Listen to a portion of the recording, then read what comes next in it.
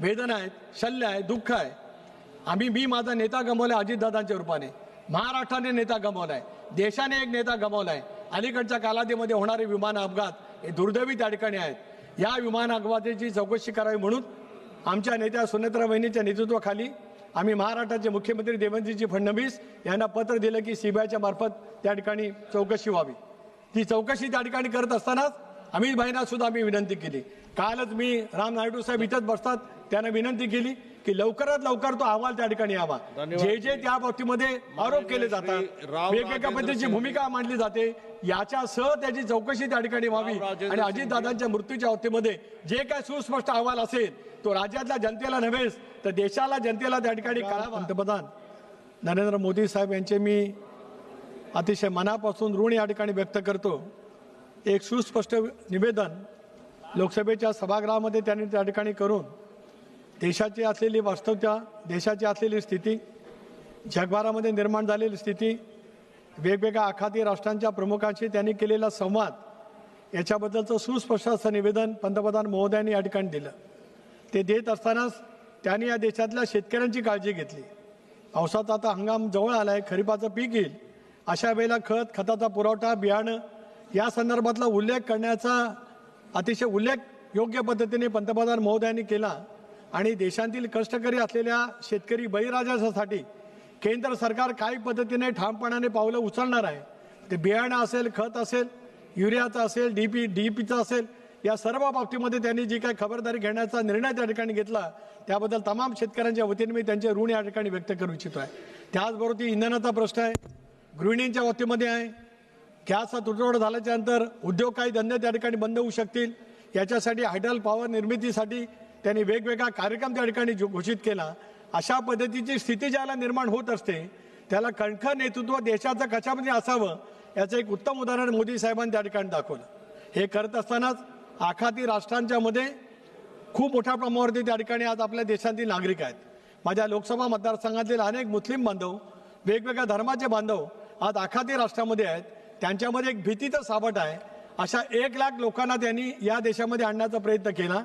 ते आल्याच्या नंतर इथल्या रोजगाराच्या बाबतीमध्ये नेमकं काय केलं पाहिजे या संदर्भातलं धोरण त्यांनी त्या ठिकाणी केलेलं आहे. मला त्यांचे आभार मानले पाहिजेत, परराष्ट्र मंत्रालयाचे सुद्धा आभार मानले पाहिजेत. ज्या ज्या वेळेला माझ्या मतदारसंघातील मुस्लिम तरुण वेगवेगळ्या आखाती राष्ट्रांच्या मध्ये होते, त्यांना परत यायचं होतं, त्या संदर्भामध्ये आपल्या अंबासींनी घेतलेली भूमिका ही अतिशय योग्य पद्धतीची त्या ठिकाणी ठरली. त्याचा सुद्धा उल्लेख या मी करू इच्छितो आहे.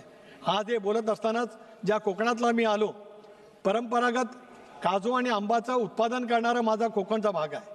मोठ्या प्रमाणावरती निर्यात त्या ठिकाणी होते. कोकणातला हापूसचा आंबा जगभरामध्ये प्रसिद्ध आहे. अशा वेळेला 90% पीक घ्यावायला गेलेलं आहे. राज्याचे मुख्यमंत्री देवेंद्रजी फडणवीस, उपमुख्यमंत्री सुनेत्रा वहिनी पवार यांच्या नेतृत्वाखाली कोकणातल्या सर्व लोकप्रतिनिधींची बैठक त्या ठिकाणी बोलवली होती. विधानसभेचं अधिवेशन उद्या संपेल, त्याला राज्य सरकार काय मदत करणार आहे त्याचं धोरण त्या ठिकाणी केलं जाईल.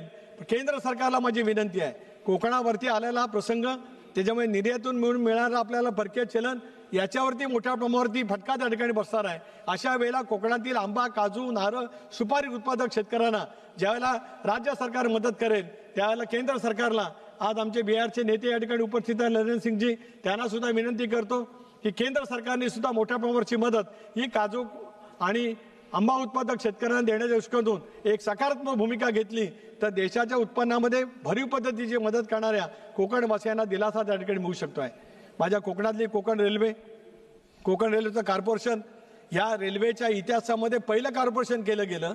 कारण ते कॉर्पोरेशन एवढ्यासाठीच केलं गेलं, 4 राज्यातून ती रेल्वे जाते. अशा वेळेला ते भागभांडवल त्या राज्याने उपलब्ध करून दिलं.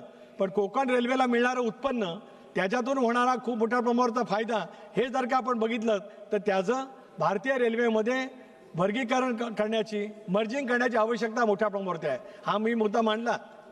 रेल्वे मंत्र्यांनी त्या बाबतीमध्ये आश्वस्त त्या ठिकाणी केलं, पण तरी सुद्धा काही राज्य त्या बाबतीमध्ये सकारात्मक भूमिका त्या ठिकाणी घेत नाहीत. केंद्र सरकारने याच्यामध्ये हस्तक्षेप करावा.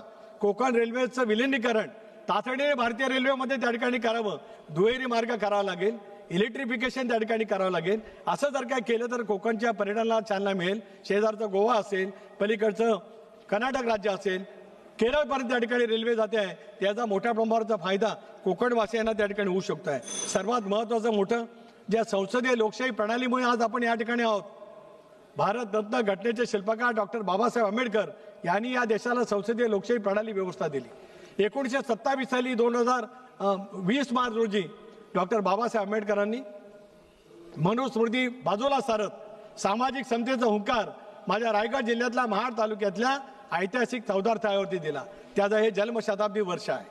हे शताब्दी वर्ष त्या ठिकाणी आहे. हिंदवी स्वराज्य संस्थापक छत्रपती शिवरायांनी रायगडचा किल्ला त्या ठिकाणी उभा केला.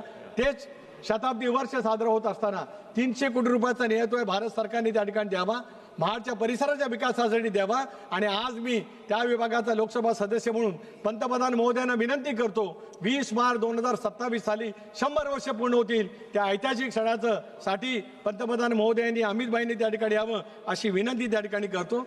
जाता जाता एक आवर्जून सांगतोय, वेदना आहेत, शल्य आहे, दुःख आहे. मी माझा नेता गमावलाय अजितदादांच्या रूपाने. महाराष्ट्राने नेता गमावलाय, देशाने एक नेता गमावलाय. अलीकडच्या कालावधीमध्ये होणारे विमान अपघात हे दुर्दैवी त्या ठिकाणी आहेत. या विमान अपघाताची चौकशी करावी म्हणून आमच्या नेत्या सुनेत्रा वहिनीच्या नेतृत्वाखाली आम्ही महाराष्ट्राचे मुख्यमंत्री देवेंद्रजी फडणवीस यांना पत्र दिलं की सीबीआयच्या मार्फत त्या ठिकाणी चौकशी व्हावी. ती चौकशी त्या ठिकाणी करत असतानाच अमित भाईंना सुद्धा आम्ही विनंती केली. कालच मी राम नायडू साहेब इथंच बसतात, त्यांना विनंती केली की लवकरात लवकर तो अहवाल त्या ठिकाणी यावा. जे त्या बाबतीमध्ये आरोप केले जातात, वेगवेगळ्या पद्धतीची भूमिका मांडली जाते, याच्यासह त्याची चौकशी त्या ठिकाणी व्हावी. आणि अजितदादांच्या मृत्यूच्या बाबतीमध्ये जे काय सुस्पष्ट अहवाल असेल तो राज्यातल्या जनतेला नव्हेच तर देशाला जनतेला त्या ठिकाणी कळावा अशी राष्ट्रवादी काँग्रेस पक्षाचा अध्यक्ष म्हणून, दादांचा सहकारी म्हणून, महाराष्ट्राचा एक नागरिक म्हणून या निमित्ताने विनंती करू इच्छितो आहे. आपण मला बोलायची संधी दिलीत त्याच्याबद्दल मी आपले सर्वांचे आपले आभार मानतो. धन्यवाद. जय हिंद, जय महाराष्ट्र, जय भीम. माननीय श्री